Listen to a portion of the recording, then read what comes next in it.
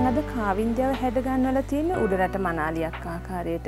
ඉතින් අපි දන්නවා අද කාලේ යුවතියන් බොහෝ දෙනෙක් කැමති උඩරට මනාලියක් ලෙස හැඩ ගැන්වෙන්න.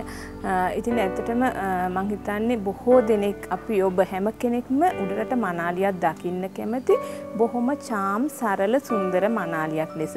ඉතින් ඒ නිසාම තමයි මම අද කාවින්දයට මේකප් එක කරනකොට බොහොම සරල මේකප් එකක් කරලා තියෙන්නේ. ෆවුන්ඩේෂන් ඉතාමත්ම අඩුවෙන් පාවිච්චි කරලා බේස් එක ඉතාමත් අඩුවෙන් පාවිච්චි කරලා ඇගේ ස්වභාවික සුන්දරත්වයේ ඉස්මතු කරපෙනෙන ආකාරයට තමයි මම ඒව හැඩ ගන්නවලා තියෙන්නේ. ඉතින් ඇත්තටම මං හිතන්නේ අපි උඩරට මනාලියන් හැඩ ගැන්වීමේදී මේකප් කරනකොට ඉතාමත්ම සැලකිලිමත් වෙන්න අවශ්‍යයි.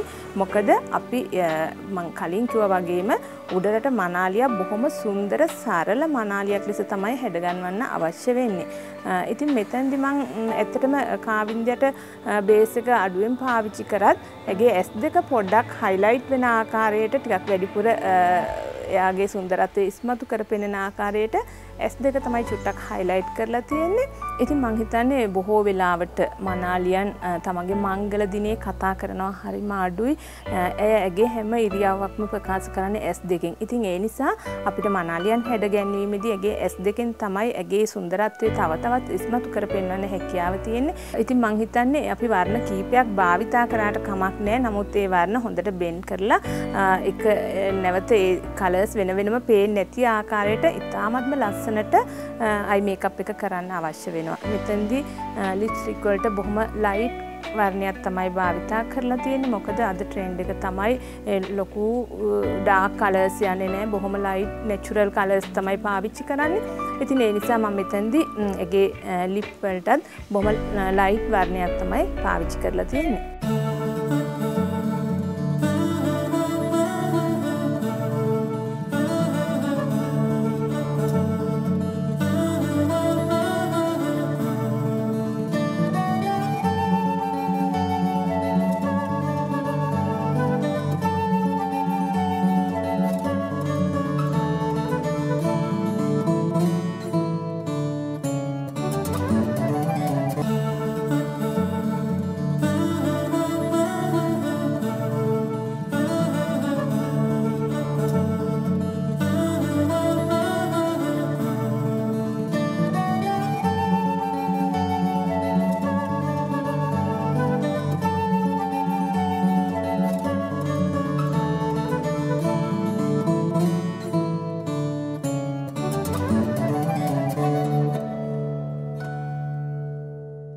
ඉතින් මං හිතන්නේ අපි හැම වෙලේම හැඩ ගැන්වීම කටයුතු කරද්දී චූටි විලාසිතාවන් අනුගමනය කරාට කමක් නැහැ. නමුත් අපේ සම්ප්‍රදායත් රැකගෙන ලොකු කැන්ඩියන් මනාලියකට අපිට විශාල වෙනස්කම් කරන්න බෑ. ඉතින් පොඩි වෙනස්කම් කරලා බොහොම සුන්දර ලෙස ඒව හැඩ ගන්නන්න පුළුවන්. ඉතින් ඒ වගේම මං හිතනවා ඒගේ කොණ්ඩෙත් මම බෙල්ලට වෙන්න ගෙඩියක් ආකාරයට තමයි දාලා තියෙන්නේ.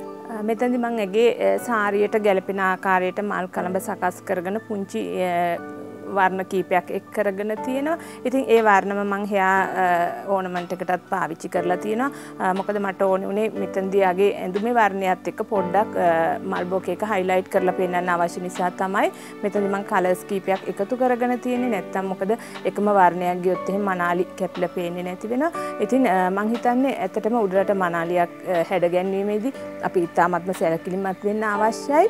ඇයට පොඩි වෙනසක් එක් කරන්න ජුවලරි වලින්. ඉතින් ඒ නිසා මම නලල් පටිය වෙනස් ආකාරයට වගේම කර පටියත් පොඩ්ඩක් වෙනස් ආකාරයට සකස් කරගෙන අනිත් සියලුම දේවල් මාලා හත පදක්කම් ඇටමාලේ පෙතිමාලේ හැම දෙයක්ම එකතු කරගෙන තමයි මේ ආභරණ වලට ඒව සුන්දර කරගන්න මේ ගත්තේ.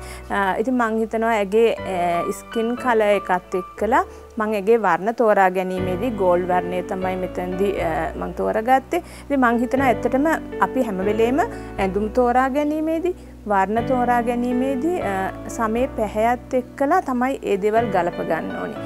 ඉතින් මං හිතන්නේ කාවින්දයා ගොඩක් පැහැපත් යුවතියක් නිසා මට හිතුණා ඇයට රන්වන් පැහැය ඉතාමත් හොඳින් ගැලපෙනවා කියලා. ඉතින් ඒක නිසා තමයි මං ඇයට රන්වන් පැහැය තෝරගත්තේ. ඒ වගේම මං ඇගේ ඇඳුම නිර්මාණය කරලා තියෙන්නේ මේඩ් අප් එකක් තමයි මෙතනදී සකස් කරගෙන තියෙන්නේ. දිග ටේල් එකක් ඇවිල්ලා තියෙනවා ඇගේ සාරියට. මොකද අපි දන්නවා අද කාලේ යුවතියන් හරීම කැමති පොඩි පොඩි වෙනස්කමුත් එක්ක තමන්ගේ මංගල දිනේ සුන්දර වෙන්නේ.